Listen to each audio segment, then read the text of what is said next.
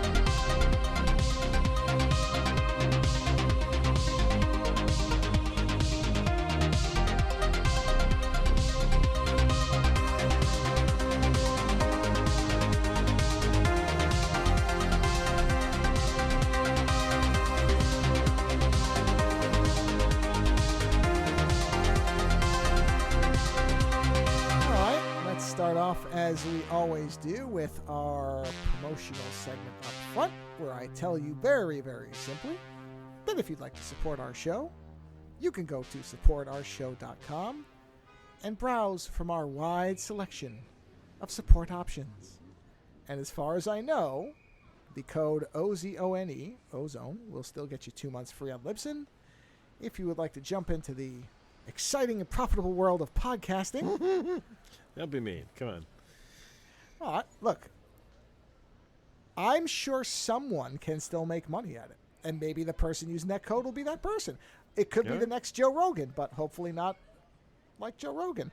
So, who knows? Stuff can go right. People can make unlikely successes when you thought they couldn't. So feel free. Get 2 free months of it.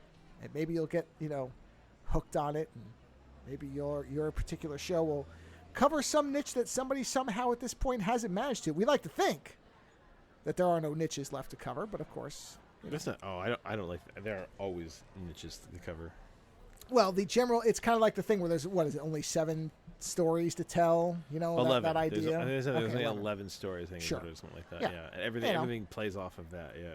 And it's largely true, but of course there are always the exceptions. So you never know. It can, you could be the person. Go ahead. Somebody should make money at doing this, so why not you? Go ahead. Take two months free and do it. Seriously, why not? Outside of that, I'll lay the groundwork for this early, even though it won't come out until August. But there is going to be a new 2-movie double feature with myself and Dr. Doug Bielmeyer, where we're going to do some sequels. We're doing RoboCop 2 and Predator 2. But I give myself a long stretch to edit them. That's a funny. Yeah. Oh well, we've already recorded the RoboCop side. Oh yeah, those two. Those two lend themselves to each other very well, don't they? They do. They really do. Absurdity of RoboCop 2.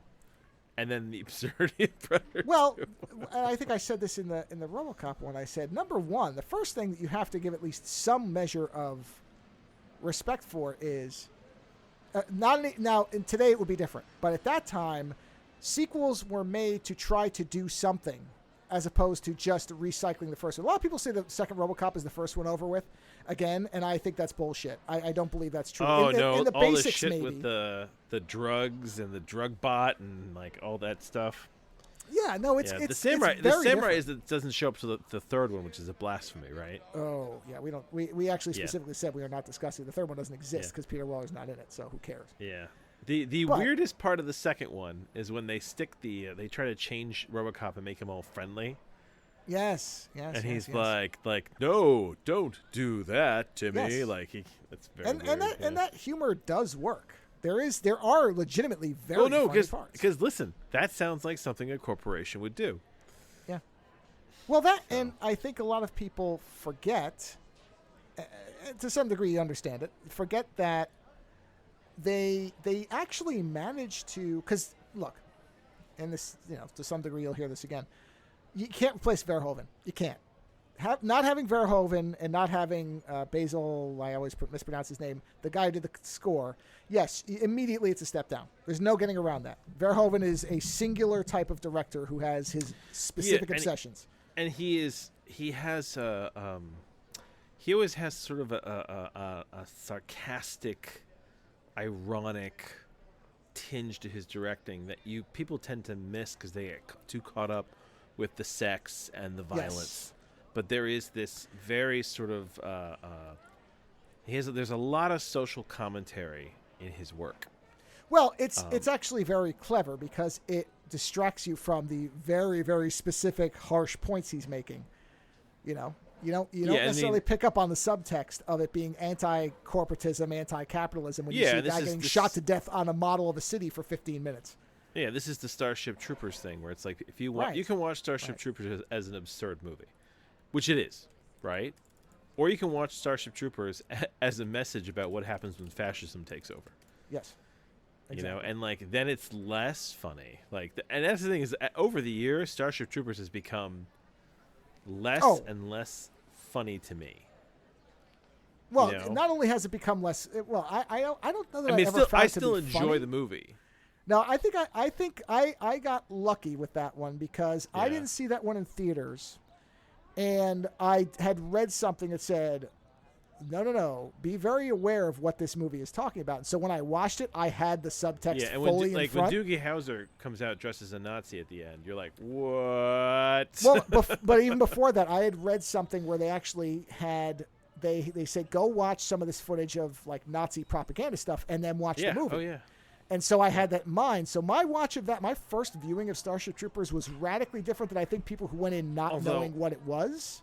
I have to tell you, though, there is one scene in that movie that for some reason, I think is geniusly done, which is, and I think it's the way they use the music. There's a sequence where the Marines and the Navy all have a fight in like the well, yeah, that's because he runs into the guy who's been promoted, who's with what's-her-face. Yeah, I remember. Sure. And Verhoeven chose Mazzy Star as the music, which is a very sort of like melancholy, sad music.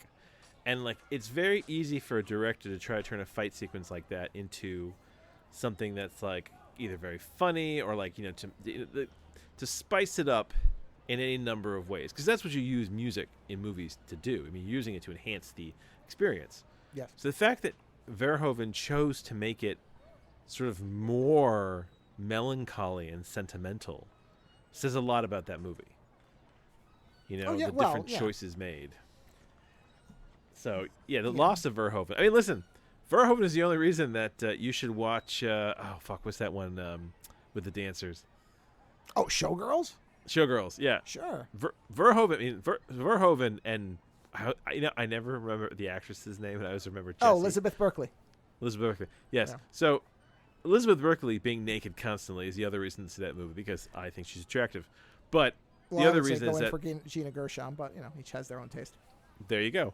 But Paul Verhoeven and the way he directs that movie, like his movies can be throwaway movies on the surface, but then if you just stop and watch them, and like I said, try to ignore the nudity and the violence, there is a fuck ton of social commentary in there.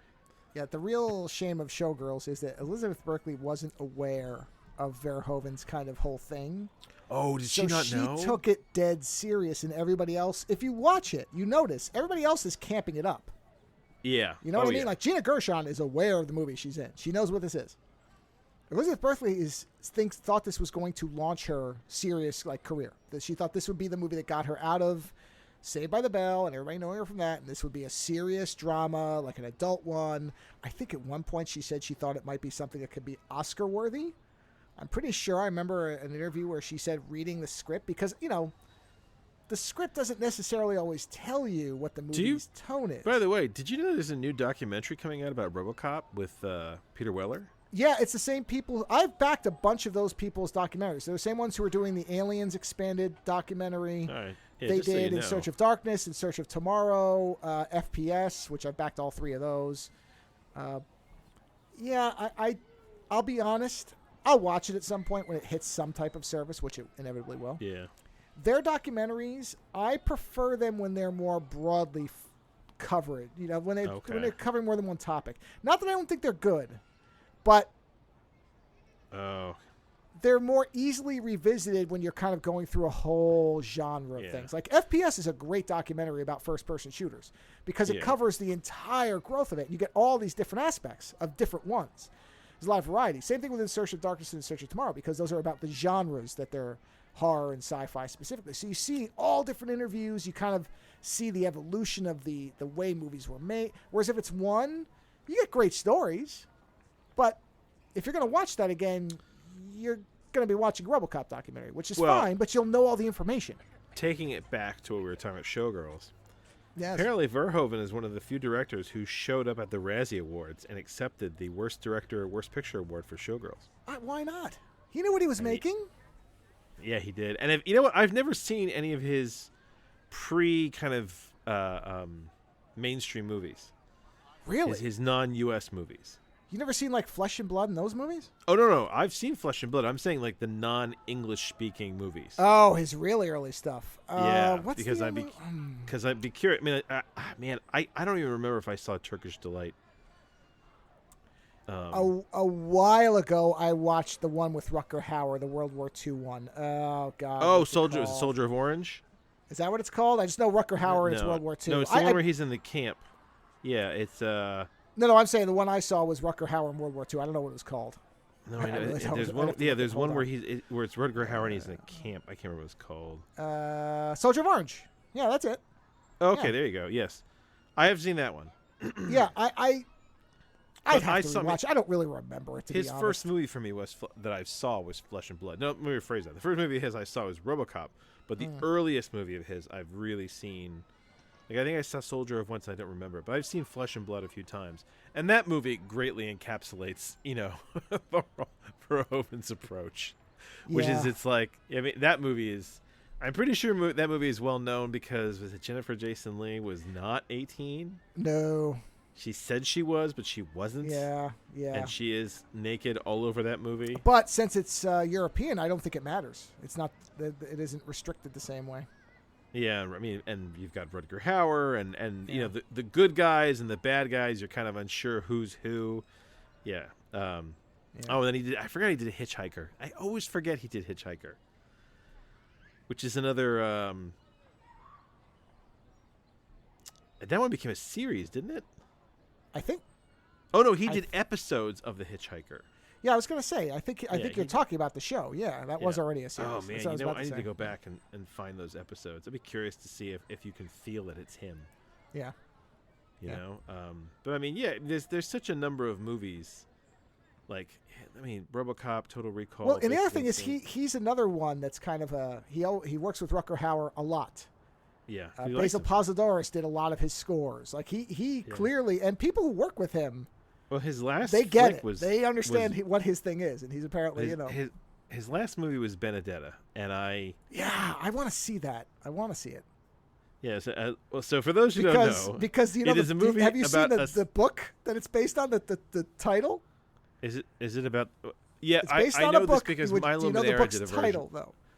I know, but I know that Milo Manera did a version of this story as well. No kidding, and here's why. Here's the title. This is the full title. Immodest Acts, The Life of a Lesbian Nun in Renaissance Italy. Yeah. Well, that's Manera bait if I've ever seen one. So, a 17th century nun in Italy suffers from a disturbing religious and erotic vision. She is assisted by a companion, and the relationship between the two women develops into a romantic love affair. Sure. It's the devil's, except different, except the same. And she'll be punished for it, because no, Christian. No, I don't. But I mean, it's got a great cast too. Is it Charlotte Rampling?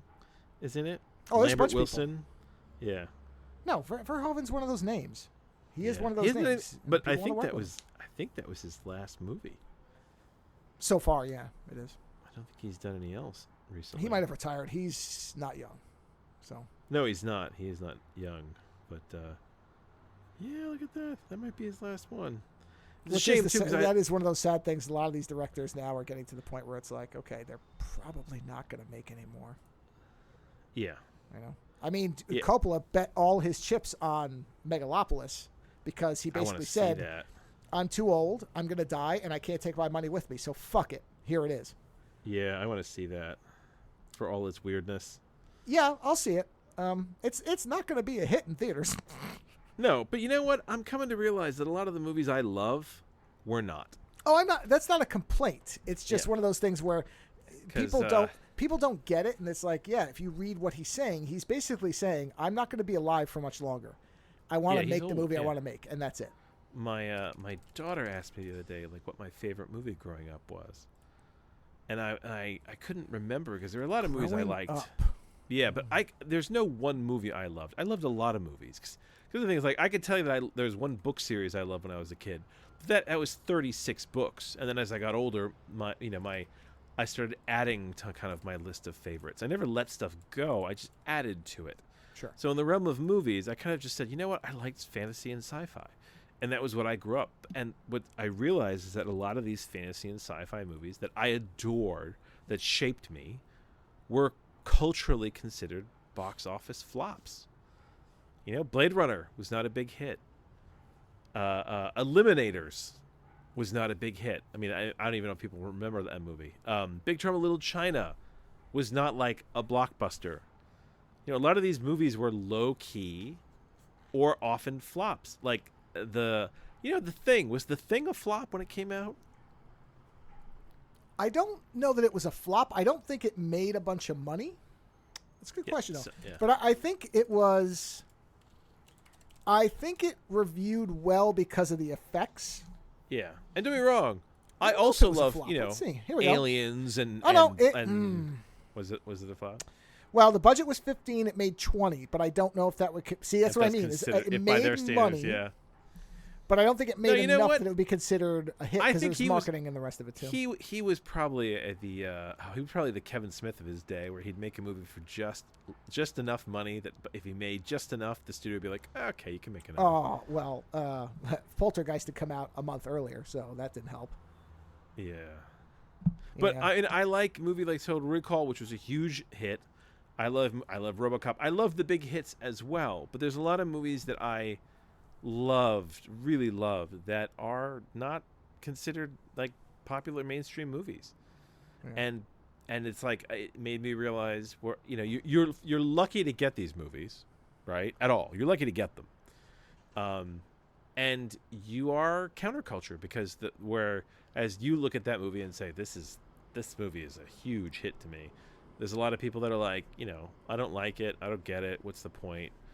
I mean, what is it? Was it A24? A24 is built around making movies that are not mainstream, that are not going to get mainstream glory. In fact, I just read the other day that the new Beetlejuice is going to be opening the Venice Film Fair. Mm-hmm. And I'm kind of sitting there going, okay, that's either going to be really good or really bad. So this is what I thought. So reading it, and I sort of remembered this, that E.T. was what everybody was kind of big on. So the Thing is the anti-E.T. Oh, is it? And so there was a screening of E.T. where the Thing trailer played, and the theater was dead silent. The executive producer went, and as soon as he saw that nobody reacted, he came out and said, "We're done. We're dead." Yeah, and sure enough, a lot of people were like, "This is very much against the optimism of E.T." That's not the people that I would be directing that movie at. Yeah. No, but the acting, excellent. Everybody liked it. The special effects, excellent. Everybody liked it. They hated the movie because it was the summer of E.T. It was E.T. Not only that, the Thing is one of those movies where the ending doesn't even give you a culmination of winning. Well, that's interesting timing of a comment, because here's a quote from Carpenter. Carpenter said he went to a screening and asked the audience about their thoughts, and one audience member asked, quote, "Well, what happened in the very end? Which one was the thing?" Carpenter responded that it's up to your imagination. The audience member said, "Oh, God, I hate that." Yep. Whereas I remember, was it with Keith David, I think, was the one who said in an interview that he thinks that it was Childs that was the alien. And he says that because he says when you see the movie, he says if you look at the movie, and he goes, it wasn't intended, but you don't see any breath coming out of Keith David's mouth. A lot of people got fixated on that, and listen, it was just an accident. Oh, I know that, but what's the thing is, this is that whole thing where once a movie is out of your hands, it's up for the interpretation of the audience, and the audience looks at that and goes, "Yeah, we think that's enough of a reason that it could be him," and because it's up to them, then yeah. Personally, I don't know. I think the whole ending of that movie is a no-win situation. You know what I mean? Like, it doesn't matter what it is. Kurt Russell's not getting out. Do you know what I mean? Of course. Like, yeah. and that's the thing. I personally, I hate those No Way Out movies, but I love that movie. You know. Well, I think it's like everything else. You know, once in a while. I mean, look, I saw the TV Glow was that. It's a bummer of a movie. I don't really like bummers of movies, but when they're well done. But it's a very well done movie. You know, yeah. Actually, my movie tonight is a bummer of a movie, but it's not one Code that you 46. Care about. Code 46. Tim Robbins. I think Samantha. Is it Samantha? Oh, yeah. I think it is Samantha Morton. Yeah. It's a beautifully done movie. Very low budget. Was never intended to be a big hit, right? But is incredibly well done, and it is a fucking bummer of an ending. Yeah. You know what I mean? Like, nobody dies per se, but it's not good what happens to the people. And it is very unfair. That movie angered the hell out of my wife. Did you ever see that with your wife? No, I don't know that would be her kind of movie. Oh my god. So for those who don't know, like, you know, I guess this is a spoiler. The movie Good Code movie. 46 is this future where I think there's overpopulation, and there's kind of these, I don't know if they're like an AI or if there's just like a control over everything who leaves and comes to the city. Like, there's almost like areas that are controlled where things are balanced, and then there's kind of like the wastelands outside the city where the things are imbalanced, and they keep track of everything that's going on in the city to keep it balanced, so everything kind of works. And they send this investigator to find out who's making fake papers, I think is what it is, to give people clearance to leave. And that's it's like Tim Robbins. That's the health documents are basically how you get in. They're like Nazi papers, papers please type thing. And he meets this woman, who, I mean, now he's a married guy with a kid and whatnot, but he meets this woman and he instantly has this strange connection to her, really overwhelmed connection, and they proceed to have an affair, right? And then once they have the affair, there is some kind of weird like auto biochemical coding that goes off in her head that she has to she reports immediately to some like office, and that basically what it is that if you copulate genetically with somebody who is too close to the genetics of your body, right? Yeah, I think didn't they say that means she's related to him somehow in some way? Yeah, so she has something. I can't remember. It's been a while since I saw it, so I can't remember. It's not that they are related like they are like family, but it's that she has genetic material enough so that it is considered incest. Got it. That's it. And in this world, to maintain that they don't have any kind of genetic abnormality, people are all coded to basically, like, once this gets set off in your body. I mean, there's a lot of gray science here. But the final result of the movie is that the powers that be basically say, well, Tim Robbins' character is more important to us because he's a seasoned investigator. So they erase his memory and send him home, and they kick her and her pregnancy out of the city. And so at the end of the movie, he's like basically leaving the city to head back to his own city. And you see her kind of like on the outskirts of the city in the wasteland, pregnant. And my wife was really annoyed because she was like, well, shit. She's like, they fucked her and they let him get away with it. And it's like, yeah, you're right. It is cheap. But their logic was, he's a seasoned investigator. He is monetarily more valuable to us than this person. So we're going to take the one that's more valuable, which is the man. It really pissed her off. It is a really well done movie. I'll have to see it again at some point because, like I said, I forget a lot of the scientific details, like the MacGuffins that they use. It is a great flick, and again, low budget flick. You know, I like those future movies where like they just make it future enough, and they don't really give you any kind of weird technology. It's more so about the situational, the future situations that can happen. You know, I'm trying to think if there's any other movies like that. Isn't Gattaca basically that type? Gattaca's like that as well, yeah. And I adore Gattaca, but I don't think Gattaca was a big hit. I think Gattaca made it even, but I don't know if it was a big hit. Was it? It's Ethan Hawke, Jude I Law. think it reviewed well. I don't like it, but I think it did Why well. don't you like it? Because I adore that movie. I don't know. It bored me to death, I have to be honest. Really? Yeah. I mean, Gattaca bored you. Yeah, it's... Look, it's whatever. You and I. Not every movie No, I know. hits the same way. It's fascinating to me because like you and I sometimes have very different DNA in this. I think it did bad. Oh no, it was a very flop. bad. Good. Although it wasn't Esperanto, which I adore. Yeah, the budget was 36. It made 12.6.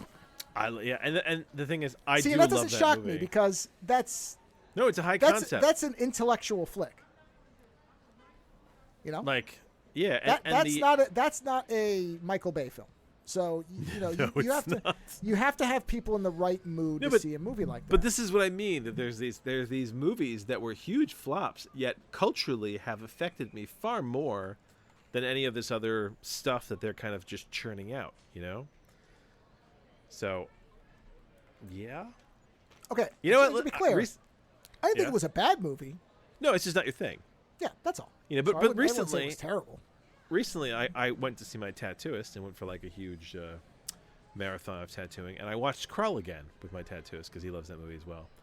And that movie was a huge flop when it came out. And I was telling Joe, I only recently realized that's Lady Jessica is the Madam of the Web. Yeah. Oh, man, I never realized that. The amount of people who are in that movie that you don't realize. Yep. You know, it's like Liam Neeson. I remember the other guy. Was it the guy who played Hagrid's in there? There are a bunch of people in that movie. But like that movie was a big flop, and yet I saw that when I was a kid, and I thought that movie was fucking awesome. I still think that movie's awesome. You know what I realized? For me, the key moment in that movie, as a kid and still as an adult, and I wonder if this will. I'm curious if you and I are in the same book. Go ahead. Okay, so when he throws the glaive and he kills the creature, right? Yes. And the creature falls. Yes. And he goes to pull it back. Yeah. And it like kind of moves, and it doesn't come to him, and he looks so. Yes, glum. it's like he lost his pet. Yes. It's like his dog had killed something, and he realized the dog. Yeah. And she comes over to him, and I said to my tattooist, I was like, "This is the moment where the prince goes." Man, I don't know. I might leave the girl for the glaive here. Come on, guys. I would. And he even goes to try. I always forget that he goes to try to get it. Yes. At which point the creature's like, "Fuck you! I'm keeping this." Yeah, it's like the hand comes up. Look. Yes. But that moment, number one, yes, I have come almost to tears in that moment. I still do because you're right. The expression. Yeah, he reaches out with his hand. He's like, "Come on, come back!" And you see the thing tugging. It wants to come back. Yeah, I mean, and I know that he becomes a human. He becomes a human flamethrower after that, but it's not the same thing. Well, and see, this is where, as much as I love Krull, and I do love Krull, I think I've watched it almost annually for years. Many times, yeah. At least annually. There have been times where I've watched it more than once. But I recognize watching it that if it has weak points. Oh, it does. Yes. The ending is very anticlimactic in many ways. Even I get irritated every single time by how little the glaive is used for how much it's built up. In fact, if I was going to make a sequel, that's the thing. You go and get it out of the body of the beast. Budgetary-wise, it was the most expensive thing. I understand. Yeah, and that's why they did it the way they did it. Technical stuff, though, some of that you have to say, I don't give a shit, because as a person watching it, you have an expectation. Story-wise. Listen, story-wise, I guess the argument that they used was it's not going to, the glaive has its own personality. It has its own mind to some degree. And the whole idea is it's not going to activate until it thinks you need it. But right? Yeah, okay. And I have an argument for this. At the end, it doesn't come back to him because I think that it stays there to keep it dead. I think the glaive. My theory is that the glaive knows that if it leaves that thing's body, that thing will get up, as evident by the fact that when the guy goes to reach for it, the creature is still somewhat alive. Okay, then you have to establish that. Oh, I know. What I'm saying? That's what I'm saying. Listen, there Krull are things about the movie that bother me. If I was going to rewrite the movie, there's a lot of little things that I would put in there. The movie would be like a half hour longer, but the world that's already there is so rich and has so many elements, that you could use. It just needs to be fleshed out more. I mean, you know how you're always like, that movie needs a remake. Krull absolutely needs some kind of modern version. I'll be honest, I wouldn't remake it. I would just make a sequel. I would make a sequel. You know what? We've talked about this. We've totally talked about making a Krull sequel. Yeah. Or a miniseries. I think this is a case where a sequel makes more sense. That glaive is stuck there, and what's his name? Colwyn? Oh. Colwyn is the old man. It's so easy. You just shift him into the old man role. The other part about this is I don't know why, but I was watching the movie and I thought to myself, wouldn't it be fascinating if Krull and Dark Crystal were in the same universe? Because you always forget in Dark Crystal. Could be. Yeah, because in Dark Crystal, they come from outer space. Oh, even the design of the world, like the what do you call it? What's it called? The Black Castle, the Dark Castle, whatever it's called.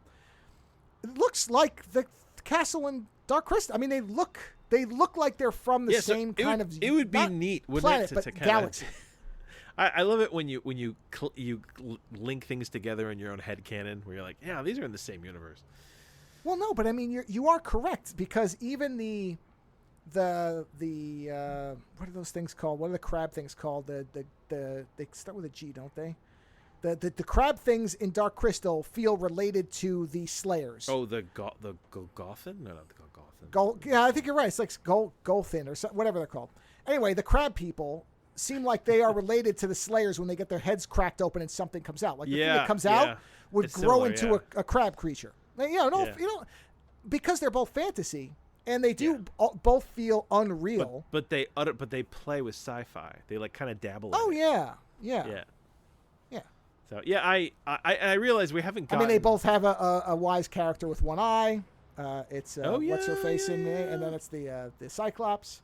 So the Cyclops is. I mean, you could see the Cyclops and Ogra hanging out, where she'd just be constantly making fun of him for riding Why don't you ride a fire mare more? I'm not meant to. I can see my. What good is that? I have a planetarium. They would be great as a couple. Like, that's your odd couple of the fantasy universe, is the two of them together. Where she's wild and just does whatever she wants, and he's cleaning the planetarium all the time, and he's like, well. Didn't make a ton of money either, right? No, that was a huge, I think, psychic wound to Henson, because he really believed that would be what told people that Muppets could be for adults. Yeah, and that's what I'm saying. There are these movies of my youth that are culturally, like, so they are the monuments of my youth, and yet, like, they are so counterculture. The culture didn't want them. They were flops, and yet they are, to me. Well, they were appreciated by pockets of people who saw the artistry. That's what it is. Because it's not as if these, like The Thing, Dark Crystal, Krull. Dark Crystal is a work of art. It is. And many people recognize that if you understood what was being done. But as a movie, the biggest problem with Dark Crystal. Oh, yeah. And a lot of people have pointed this out, and they're correct to a degree. I think it's overblown, but I understand that. Is that they hung the movie on their least successful puppets, which are the Gelflings. They have the least expression. Their faces are very plasticine. They don't have a lot of emotion compared to everything else. Yeah. When you look at the Skeksis and even the Mystics, you remember. Or Ogra. Ogra is so much more expressive in her small amount of scenes compared to Jen that it is almost funny. Yeah. He is literally wooden, even though he's not made of wood. But if they just done a little more work with the faces, yeah. Yeah, and it's shame. But he wanted something that was like an elf-human analog. Well, here's a very good analogy, and I don't remember who made this, but as soon as they made it, I went, yes, that's exactly right. The Gelflings were Henson's Jar Jar Binks. In that, he was convinced that those would be lifelike to people. He was so believed in that those puppets could bridge the gap. And of course, when people saw them, they knew immediately they were puppets. Because they are, if they had been next to humans or something less expressive, maybe. But when surrounded by, especially the Skeksis, who every single one has a personality and has such distinctive performances. A huge amount of personality. But Jen and, what's the female Gelfling's name? Kira. Jen and Kira, at times, you could swap them out and people wouldn't notice. Because they're designed very, very similarly. They don't look very distinct. What do they call the ancients? No, what do they call them? The Mystics. The Mystics are great too. And the Mystics are incredible. Yes. With those sad faces. And all of it, that's the problem, is the Gelflings are the most pedestrian in a world of wonders. And so the problem is when the whole movie revolves around them, it's not to people like us. We saw it and we're entranced. Like Dark Crystal was seared into my brain the first time I saw it. It's an absolute work of art. And this is before I understood any of what the work was. Just the whole world. Because I saw it pretty young, just like I'm sure you did. I didn't understand what they were doing. I wasn't interested in the puppetry. Yeah, and honestly, when you first watch it, care. You're not even aware of the fact what a fucking puppet is. That's what I'm saying, is I had no appreciation. Yeah, it's kind of like Akira when I first saw it, and then later realized what animation involved to get that movie to where it was. Like, oh, I didn't know any of that. I didn't realize that is a profession that will make you want to jump in front of a train because it is so difficult. Listen. As a kid, still to this day, the best part of Akira for me is the beginning, when those fucking headlights are streaking as they're driving to the city. Great. Like, that is one of the coolest sequences in an animated movie, period, for me. That whole opening sequence with them, with the music, like, it's perfect. The music, that's great. And the there's the riots in the city. When he's and revving the thing and the electricity's on, and they take off, and those bleeds are there from the taillights. It's perfect. Great. Yeah. Like, and honestly, it's so good that the rest of the movie is weaker to me. Well, it's because there's a lot of power in that opening. It's like when the dog gets shot and hits the window, and you realize, oh wow, this is an adult film. This is not. I was always hoping that when I first watched that movie, I was always hoping that at some point later in the movie, we would get a sequence that kind of harkened back to that kind of energy. But the movie it went off in such another different direction. We do, but it's very brief compared to the opening, which is when they're fighting in the stadium. The stadium fight, but it's so brief. Yeah. Because there's that part where the whole Akira's pod comes out of the ground and those giant things are like and it's got this huge scale to it where you understand how big this is and how powerful he is to drag this thing up. And then when he does the thing where he dives into the ground and the ground splits and Kaneda's bike goes, that is my favorite sequence of the whole movie, is when Tetsuo comes flying down and breaks the ground into a V and Kaneda's bike comes flying off it. That is, without a doubt, my favorite thing. I've watched that one sequence so many times because you have these moments of Tetsuo's power, but they're very quick. Like when he stops the tank shell and then it blows up, like stuff like that. But it's over very quickly because they were condensing a huge amount of story down to 2 hours. It's like 6 volumes. Yeah, and not only that, but even that, when you understand what animation is and how difficult it is and what the amount of work to make this type of it at this level, that is mind-searingly difficult. So it's amazing to me they made a 2-hour film, and it looks this good and performs this well. Now, it was a huge hit in Japan, right? Oh yeah, and that and Ghost in the Shell launched Japanese animation here. They were both received very well here because everything here was Disney or Saturday Morning, which is junk. Let's be honest, it's junk. It's not good animation. It's very, very low quality.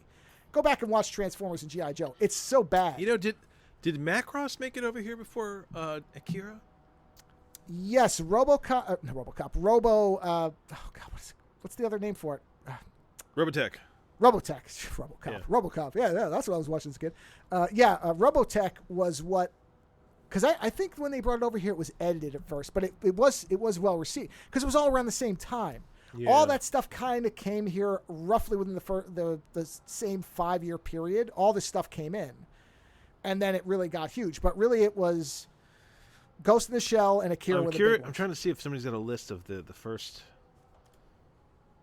anime movies to get to the U.S.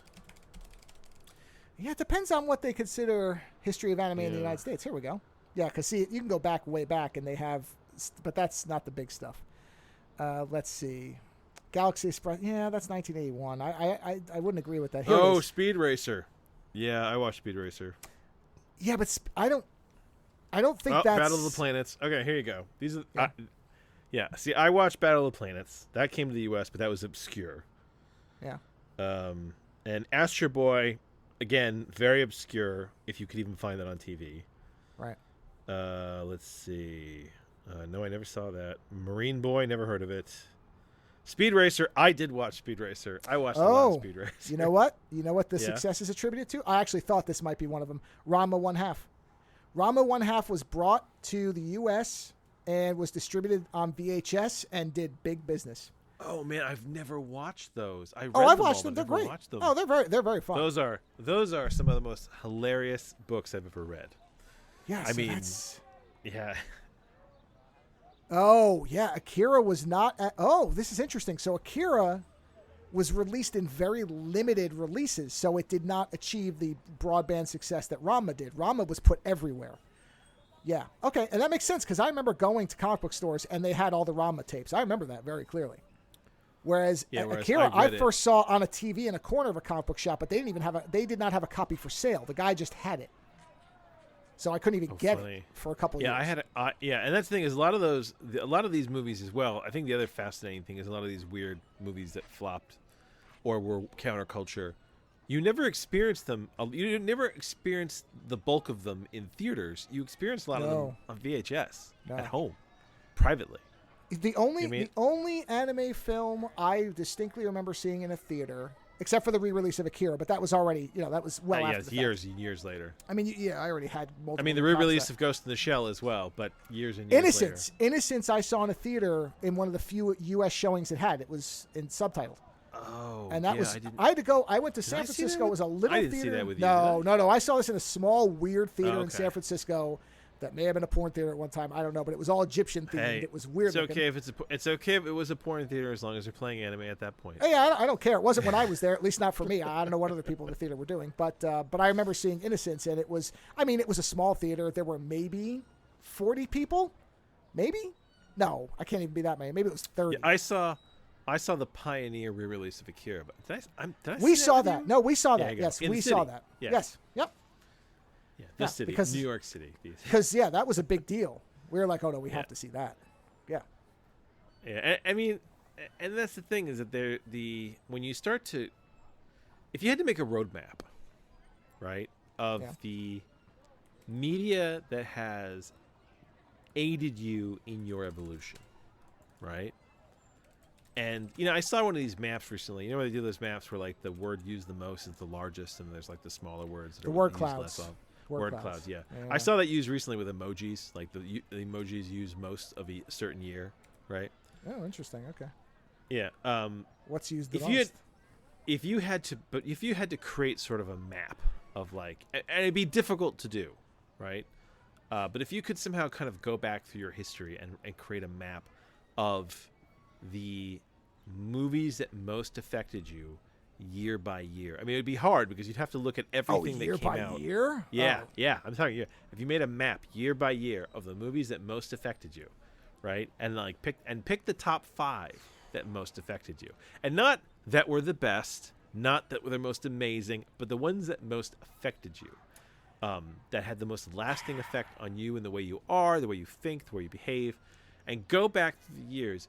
It'd be interesting to see just how, like, subculture your upbringing could be. Do you know what I mean? Like, yeah, I mean, but the years thing, I don't think really is the right way to do it because a lot of the stuff that most influenced me was either made well before I was capable of understanding it. No, but it's the year that you. Well, I guess that's the year that you experienced it. Yeah, that's the thing. What I'm saying. Because I mean, I remember my dad watching Superman with me before I even understood really what it was. I mean, I was watching that before I understood movies. And it's always, but I mean, that's why it's difficult because the year you experience, especially subculture movies, is never usually when they came out. Right. And so when did it really start to affect me? I don't know. Yeah, but if you think about it, like the movies that actually really affect you, and even the books, I mean, the books that really affect you as well. I mean, I never read books when they come out. I read them much later on. But it's like, and there's always that weird effect. I don't know if you get this. Do you ever get this thing sometimes where like you see a book, you read a book or you see a movie and you think to yourself, wow, this got to me at just the right time. I don't know if you ever had that. Oh, sure. It's like a weird serendipity. No, Ghost in the Shell was like that. I saw Ghost in the Shell at the exact right time to really, I was just in the right headspace to completely watch it and be into it. I mean, I remember everything about watching that movie, which the situation I watched it in would not be one you think would be ideal. We were on vacation in, I want to say North Carolina, which I don't particularly enjoy because it's hot and humid there. And it was like the place we were staying was a friend of ours' condo on a golf course because my dad was a golfer at that point. And everybody was doing something else, and I happened to have the tape of it, and I hadn't watched it yet. And there was no one around, and they had a big CRT. I mean, this was a tube TV back then. But they had a big, nice TV, and I watched it, and I was completely locked in. Yeah, that's kind of like me and the first time I actually read all 6 volumes of Akira. And weirdly, I also, that was when, Down on the Upside was the Soundgarden album. Down on the Upside had just come out. When was Down on the Upside? Hold on a minute. Because I listened to that, and I was blown away by that album, too, because I was very into Soundgarden at that point. So it was like I had 2 big experiences. Because Down on the Upside was 96. Ghost in the Shell was 95. So by VHS was the next year. Yeah, this all lines up. That's what I thought. Yeah, so I watched that movie, and then these people in their house, which this was at the time a wild thing, at least for me. Yeah. They had a throughout the house intercom system that was tied into their stereo system. Oh, geez, so you could have music follow you. Nobody was there, so I put it on and cranked it through the whole plate, which probably the neighbors must have loved that. So I watched a movie that I thought was amazing.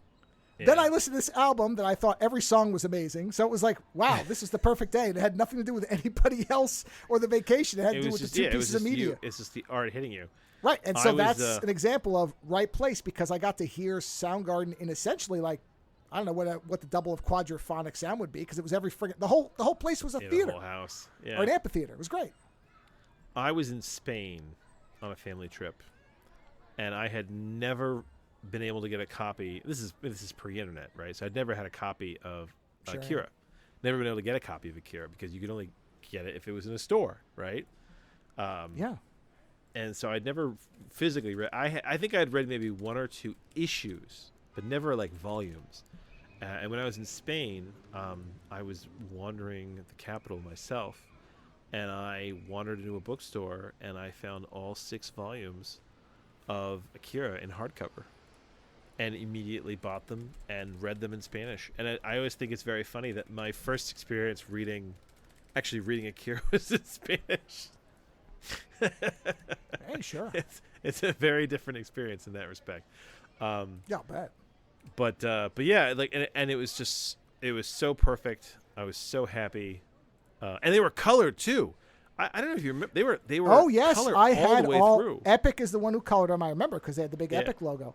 Oh yeah, I still have some of those. I still have the colorized ones, which a lot of people think are bastardizations of it. I love the color ones. And then when you know why I think because if you remember, well, you'll remember they're early computers, so there's a lot of banding. You can see the lines where the color transition. So I think that's why a lot of people don't like them. Is it was an early attempt at digital coloring. Oh, I enjoy the black and white. I bought the black and white in English when it came out finally. Oh sure, yeah. But listen, the internet has changed your ability to get hold of media as well. There was a time before the internet where you actually didn't Patton Oswalt write something about this, about how the internet killed like geekdom, because before the internet you had to look for these things, you had to dig for them, you had to luck on them. You had to be given that VHS of that movie, whereas now or you had to stumble across it. Yeah, whereas now now in the age of internet, anyone can become an expert on anything given a couple hours. Well, I do understand the one side of that. I think I do tend to agree with, which is there is a different nature to discovery of something that's completely outside of what you knew now than there used to be. It used to be that you would stumble into it and you felt something different because you genuinely stumbled into it. You found it, yeah. Right. Whereas now, I mean, and don't get me wrong, this is a great thing. So there's 2 sides to it.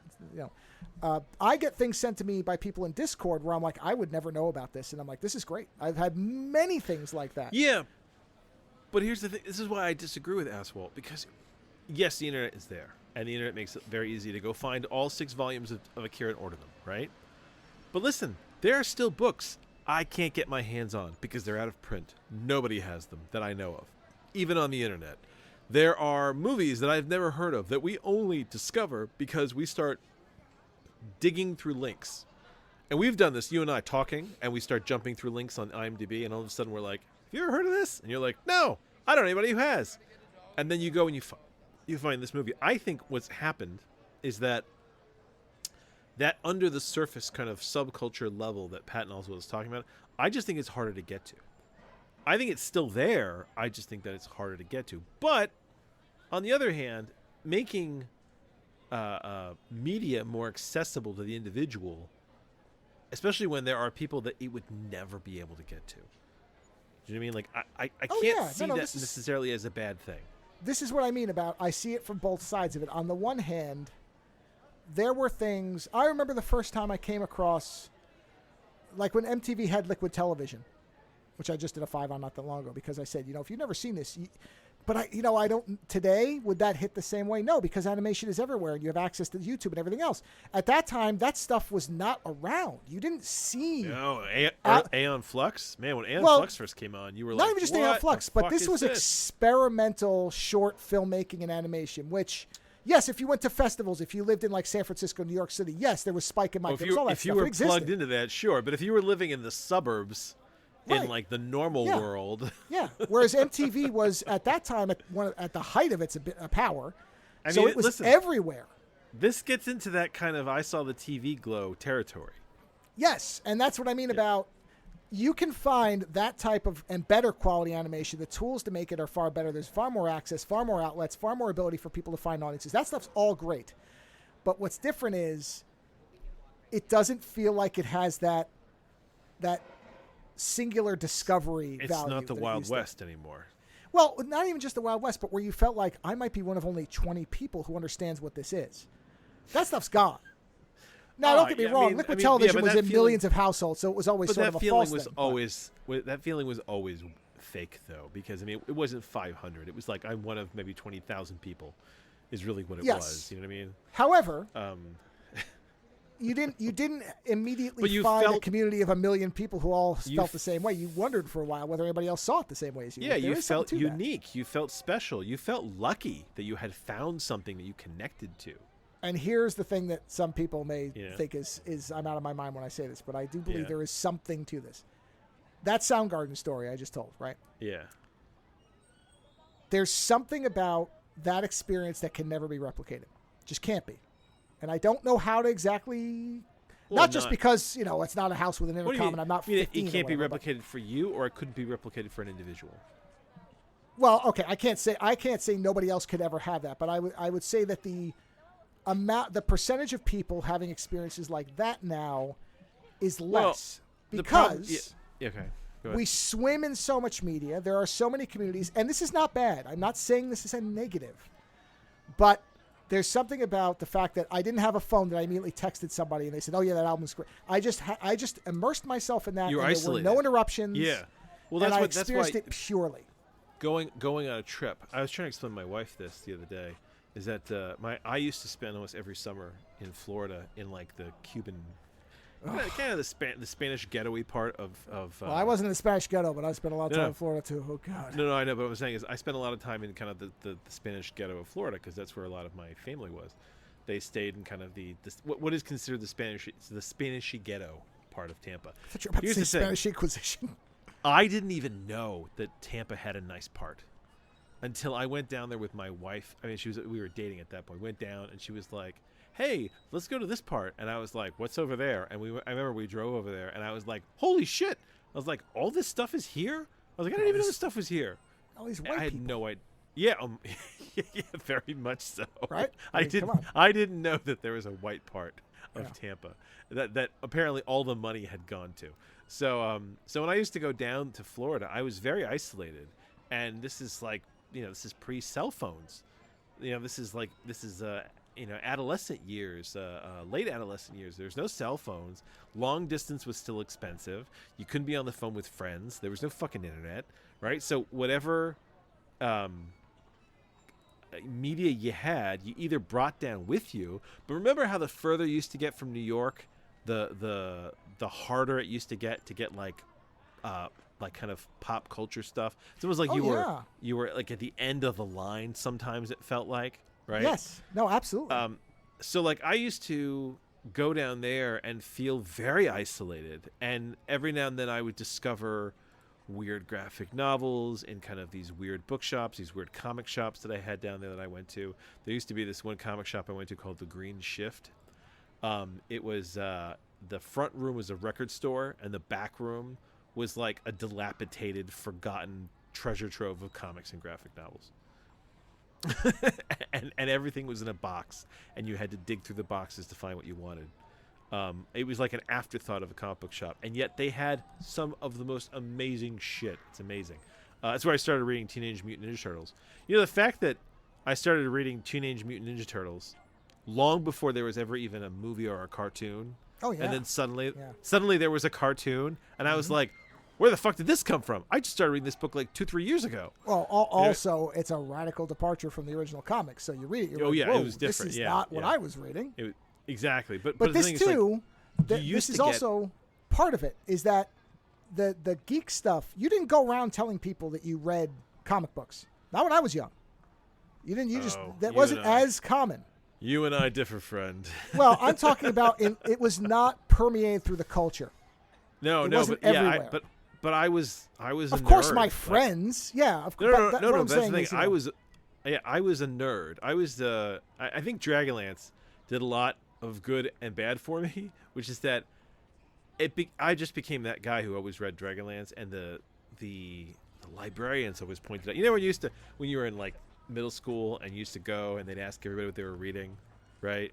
Oh, sure. Like my librarians knew that I was like a prolific Dragonlance reader, and that I was like digging through the series. So it became this kind of big joke for them to be like, "What are you reading, Dragonlance?" So it became a thing that like everyone in my grade knew.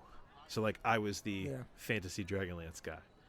Do you know what I mean? So like there was no getting away from that. that was kind of thrown up in the air. The D&D side of fantasy there was a ton of, but there weren't Marvel movies like there are now. But the thing is, we don't get cut off the way we used to, and that's what you're talking about. Is the fact that you got cut off and you marinated in Ghost in the Shell and Soundgarden. Right, yeah. And you had no one to share it with. Sharing wasn't easy. It was just yours to fucking soak it up, interpret it, feel it, be part of it. And to be clear, I'm glad it's not like that anymore. It is great that people can go find stuff. That's fantastic. I don't know. It makes me sad that there aren't places like that anymore that you can go to voluntarily. Do you know what I mean? Okay, yes. The loss of an immersive space. Yeah, like it used to be. It used to be that when you traveled, for me, when I used to travel overseas, there was no service for my cell phones. I was more cut off, and I felt more present, right? And that's what I'm talking about with this place. There was nobody there. There were no cell phones. There was you no are fully outside there. anything. Yeah. There were no computers. That place had no computers, and we had one computer at home at that point. I didn't have a laptop. Jesus, lucky you. We didn't have a computer. I didn't have a computer till I had to get one for college. Okay, well, I'm pretty sure the only reason I had one is because Fucker, I've said this before. My dad was dealing with less than reputable people. I'm pretty sure for crushing a car, he got a computer. I'm pretty sure. I started out on a typewriter. Listen to when my wife turns around and tells me that her dad was an early coder. So she grew up with computers. So she was like so not impressed with computer culture because she's like you wouldn't be. fully. Yeah. But like when I'm like, dude, I started on a typewriter. It's like when I had a computer when I went to college, it was like being in the movie Hackers. I was like, whoa, this is amazing, right? Well, I remember, you remember T1 was like, whoa, warp speed, T1. I had a Fujitsu Monte Carlo. Fujitsu doesn't even make fucking computers anymore. The other day I saw their name on an air conditioning unit, and I laughed my fucking ass off. Yeah. But it's the whole, you used to be capable of being more cut off. Today, if I go overseas, I have like auto enrollment and like international calling and like you're never really cut off the same way. Well, it takes effort. Like you have to work at it. You'd have to cut yourself off on purpose. Yeah, and also we both have adult responsibilities now. You wouldn't want to be cut off from your wife and kids. So when you're younger, you're like, I don't give a shit if nobody knows who I am for a week. Listen, the closest I've had to feeling like that of late is being in the backcountry of Iceland because No there's service, nothing right?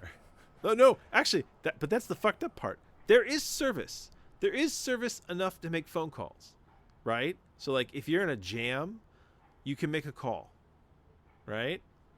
At least in most of the places I've been. But there isn't. It's not like you have clear service. Do you know what I mean? Like I Sure. can't sit there and surf the web on my phone. Like you are out there, Yeah. and there's not a lot of people, and it's pretty barren, and you've got glaciers and mountains all around you, and you feel pretty out there, Right. right? But in the summer, there's enough people coming and going that if you got stuck out there, someone would find you in a couple hours. Especially if you don't venture too far off like the beaten paths that they've kind of set up. But that's the furthest. That's the most I felt kind of cut off. You know, but like then you get back to the edge of the island where there's Wi-Fi everywhere and then the signal's good and it's and you're plugged right in. You're plugged right back into the Matrix, man. Cyberspace is upon you. So yeah, it is strange, and I wonder.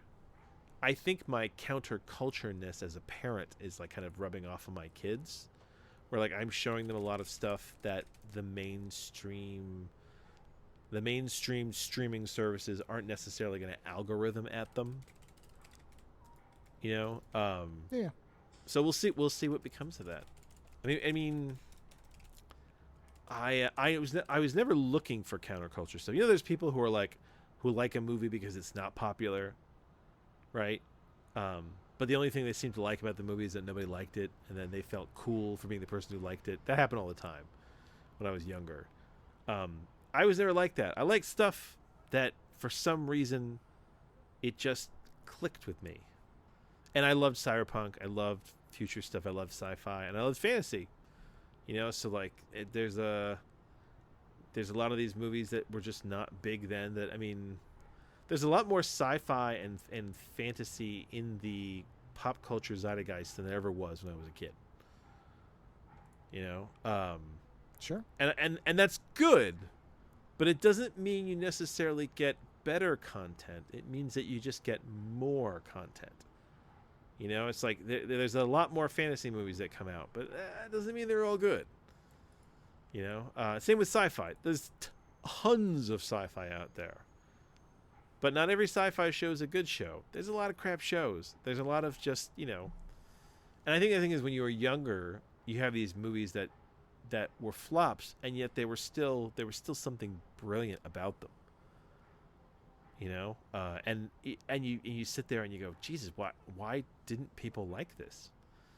And then you sit there and you say, why do I like this so much? But you listen, there's still people who watch Ghost in the Shell, the original anime, and don't get it. And that's why the Scarlett Sure. Johansson version is fascinating to me, because they tried really hard to make it accessible. I think they largely succeeded, to be honest. I think that so. movie. I think so. I think because a lot more people get, but there's still people who don't get that movie. Where like it's just not their thing. Well, there's that. There's always going to be that because it is very unapologetically cyberpunk. That's number one. But also it has a couple of very serious flaws. And you know what? Oh, go ahead.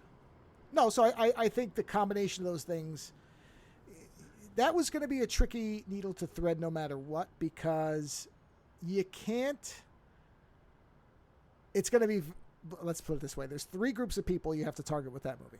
Okay. One is people who know the original. Yeah. Which one? The movie or the comic? It doesn't matter.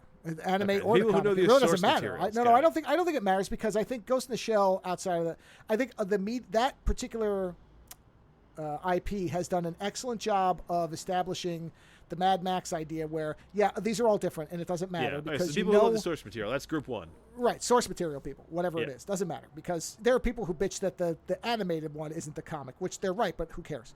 So source material people, mainstream audiences, and then a subset of mainstream audiences, which is sci-fi fans who don't know the source material. And I think they were heavily banking on what they were trying to aim for was the two niche groups, and they were hoping that mainstream people would be dazzled by the visuals and the names, which is really Scarlett Johansson. And that, the source material people, by making it, they adapted too much of storylines people knew and then bungled it, which they were I don't know, it's hard to explain it without doing a complete dissection of the movie, but the flaws were always going to drive away large amounts of the audience that they thought they might get. Then there's also the problem of having her be formerly a Japanese woman, which anybody reasonable looks at that and goes, what were you thinking? They made it Scarlett Johansson because she brought the money. Yes. And she brought a lot of people. But the problem is that... see, the making her be Motoko, that was an attempt to nod towards the fans. But you can't win that. That's not going to work. It's like, no, but you literally just made a Japanese woman... You made it worse. A white woman. Right. Yeah, that was just lunacy. That is the biggest glaring problem with the movie. And that problem, by the way, transcends whether you know the source material or not. That's the problem, is that goes all over the place. Yeah, because that if you know the source material, you're like, no, come on. And if you don't, you're like, that's offensive. So either way, you've just fucked a bunch of people in the face. But she was the money. She's the reason that movie got greenlit. Well, sure, but you could have just left that part out. You could have made it had where, her be somebody else. Yeah. Well, you could have said that she had been rescued, and you could infer that maybe she was Motoko or maybe she was somebody else. Leave it as an inference. Yeah, but honestly, if it had just been that she was the major and now she was an American woman, I'm not saying people wouldn't have been upset, but it wouldn't have been a big deal. It's outlandish because Bateau is there. Well, and Togasa and Aramaki, they are the representation of. No. What I'm saying is, though, if you just left out the name and you just made her the major, a major, right? Yes. Then it's not that weird because you've got Bateau there, who's clearly not Japanese, right? Right, and it doesn't seem weird that a major would be a white woman. Correct. Whereas when they try to shoehorn in the whole Motoko thing, you're like, okay. That's what I'm saying, is it would have been smarter to just call her the major. I know. The fact that they did that not only offends the people who know the source material and like, okay, you're really telling me you couldn't find a Japanese actress for this? No, it should have been the girl from Pacific Rim. She was perfect. Well, but that's what I'm saying is if they just left that out. I know. But they screwed themselves on both sides of the knowledge base. Because and both yet, the source material and non were, the movie is stunning to look at, and I do enjoy it. And Bateau is perfect. Oh, visually, there's so much. Togus is great. They're all great. Aramaki is perfect, and I like Scarlett Johansson too. It's just the Motoko part that blows it. It's not her. It's the fact that they did that. I don't think she's a particularly bad. But she's not a great actress, but she's not bad. She's good at action. She's fine. You know what? As I've gotten older, I'm more fond of Scarlett Johansson, and I just think it's that because I'm aging with her. I think it's really what it is. Yeah, no, that's what I'm saying. Is I don't. Not every actress has to be Meryl Streep for me to like what they do. This is a thing that people do, and I'm like, not everybody is at that level. It's fine. Keanu Reeves is not Anthony Hopkins. I still like The Matrix quite a bit. I still like a lot. I like Giant Mnemonic. I like these movies. But here's another thing: is I find that sometimes also when they take these sci-fi properties, they try really hard to make them digestible, right? To like you said, to bring in a certain amount of the mainstream population, yes. Right? To this day, I am fucking angry with Altered Carbon, this TV series. Oh, I know you are. Right?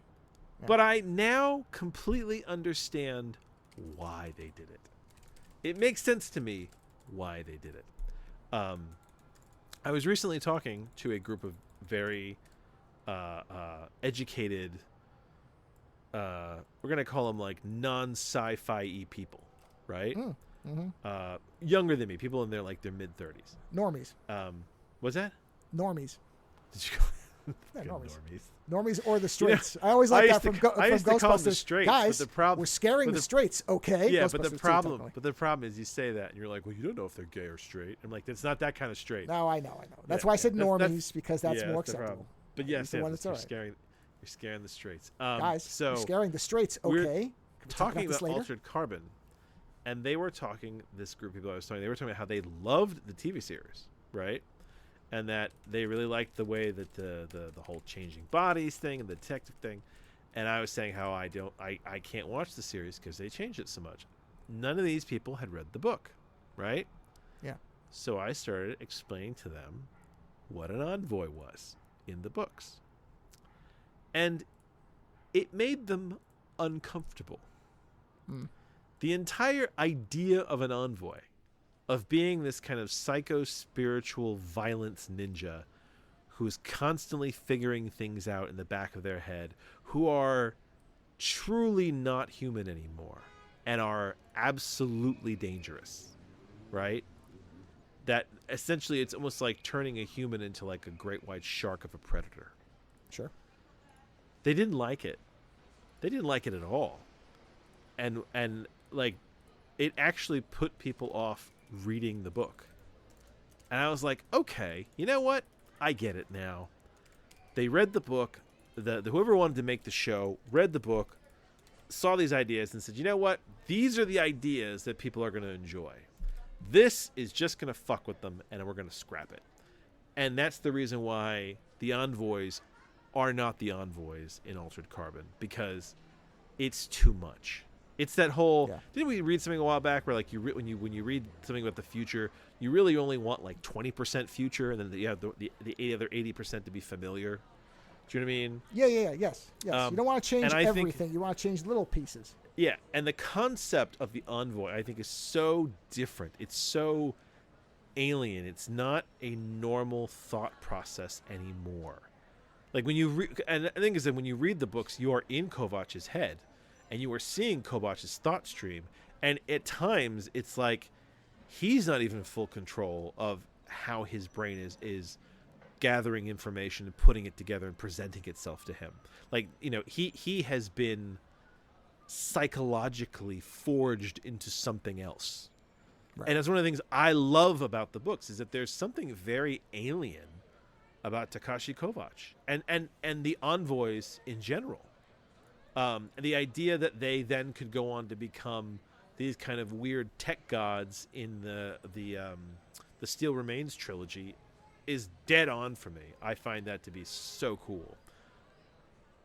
But it makes people uncomfortable. They don't quite get it. What do you mean they've been forged into something else? What do you mean they aren't quite... Are they just like ninja? Like, it's the whole... Why can I never get a version of Batman that I really want? Because the version of Batman I want is too fucking smart for most readers. And it would be boring because Batman wouldn't have to use all this fucking kung fu if he just sidestepped everybody and figured it out. And they do this somewhat, and they're like, oh, Batman's always got a plan for a plan. But you realize his plan always ends up with him punching shit. Like, that's the silly part of Batman. Everyone's like, oh, he's fucking brilliant. And I'm like, no. Batman's not... very often he is not portrayed brilliant. He is portrayed as a prepper.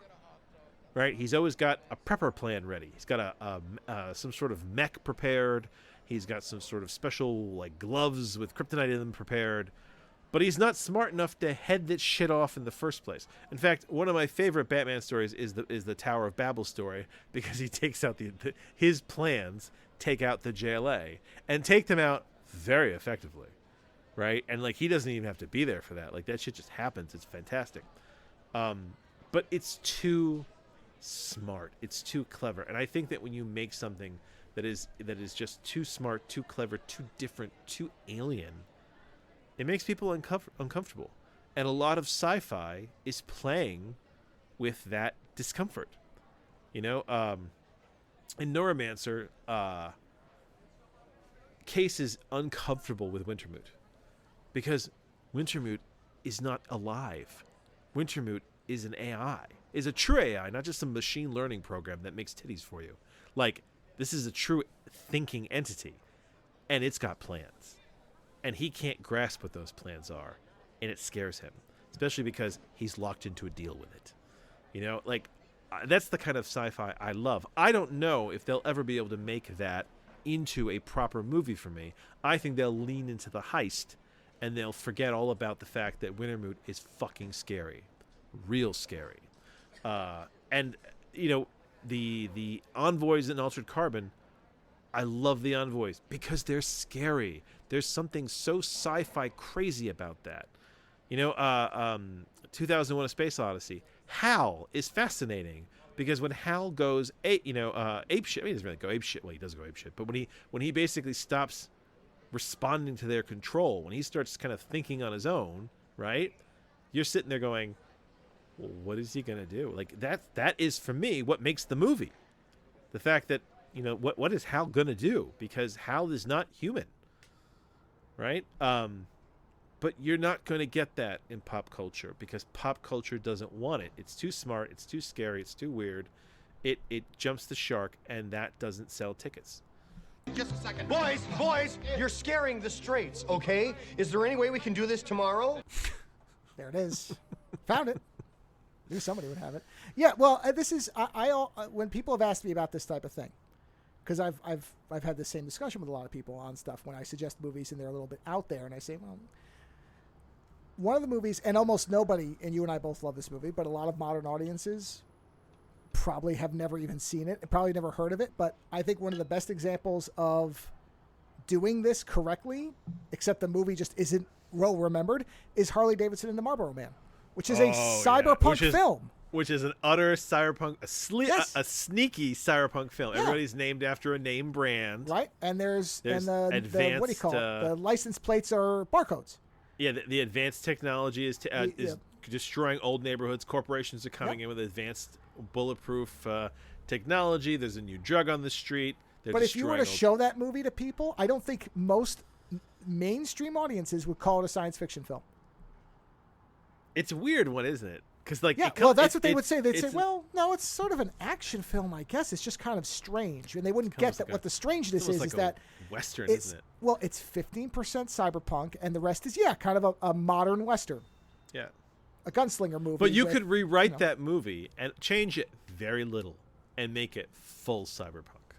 In fact, no. If you just change the way people look slightly, throw a few more computers, screens, weird glasses, that movie could take place in cyberpunk. What is it, 2077? Is that the game? Yes, that's the game. Yeah, if you gave people augments, and you had some holograms on buildings, and some of the vehicles had full HUDs that had holographic smart whatevers. Motorcycles, things like that. Yeah, the motorcycle, you didn't have to hold the handlebars. You could sit there like Tetsuo on the bike or in full throttle. And honestly, the thing for me is if I was going to redo it, the Marlboro Man would be like half robotic.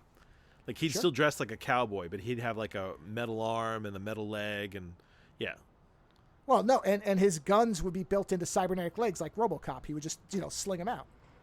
His thighs would the flaps on the front of his thighs would open, and he'd draw them out and fire. Yeah. Or he would just bend his arms back and fire the guns out of his elbows, because that's the quickest way to draw. Is fuck your hands, just go bang, bring your arms up, you're done. Or his fingers are, I guess. But that is one of those movies that I don't even know if it was if it was intended that way, or it was kind of an unintentional, like, this is cyberpunk, guys. Oh no, that can't be accidental. No, that's. I think that was. Well, let's see. Let me look at the thing. I'm pretty sure that was intentional. I don't think it was an accident. And for those who haven't seen this, it's considered a neo-Western biker film. Okay. Oh, there you go, Neo, yeah. So, if you haven't seen this, Harley Davidson, the Marlboro Man. It's got Don Johnson and Mickey Rourke. And a lot of other people. There's lots of other Tom people. Sizemore's in it. T. Carrera has a little thing. But it is, and I think one of the Baldwins is the bad guy. It's one of the team of bad Daniel guys. Baldwin. Yeah, but they have these ultra bulletproof suits that are awesome, and they're after their drugs. And it's got one of the best. There's a great line about how he's got that one gun that fires these giant bullets that he can't fucking aim, and every bullet costs like $3.50 or something like that. And there's a whole argument about how, like, you fire a whole cartridge of that shit, and you spent like 12 something, and you hit shit. He goes, my bullets cost $1.50. It's like I fire 3 of them, and I hit 3 people. And there's this the dialogue in that movie is great. That's a really fantastic movie. That also, by the way, I'm pretty sure was a flop. Oh yeah. Man, it's just sad when you start to realize that so many of these epic movies from your past were shunned by society. They were shunned by the box office. And you're lucky that they got to be. I mean, that's a good looking movie with a lot of good people in it. Oh yeah. Yeah. Yes, it is very. It's a weird sort of backslide cyberpunk movie. Yeah, I'm trying to see if there's any info. But that's why Clive Barker. That's why Clive Barker. There's not a lot of movie versions of his work. Yeah. Like you think they're gonna make a Magica or the Great and Secret Show? Like there's some heavy fucking concepts being thrown around there. You know, it's like instead they did he did Hellraiser, and he tried to tone it down. Yeah. And honestly, I think his more recent book, the one that you read, I think that's his attempt to basically write a book that he can just make into a movie, or that someone can make into a movie. Sure. Because you were saying how there's a lot of it that's very sort of toned down. That's more. It's not as weird as some of as previous stuff. Yeah, the Scarlet Gospels. Yeah. It reminds me of the writing for the first Hellraiser movie that he did. Yeah. It's more simple.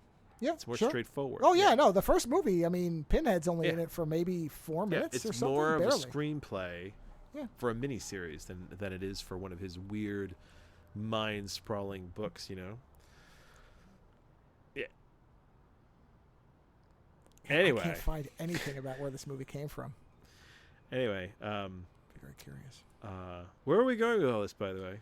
Oh no, it was the idea of the Ghost in the Shell film and how it was made and how you had kind of a 20% sci-fi. No, movie. Before that, we started with something. Oh well, we were talking about when you saw stuff. Hold on, I have my show notes. Hold on.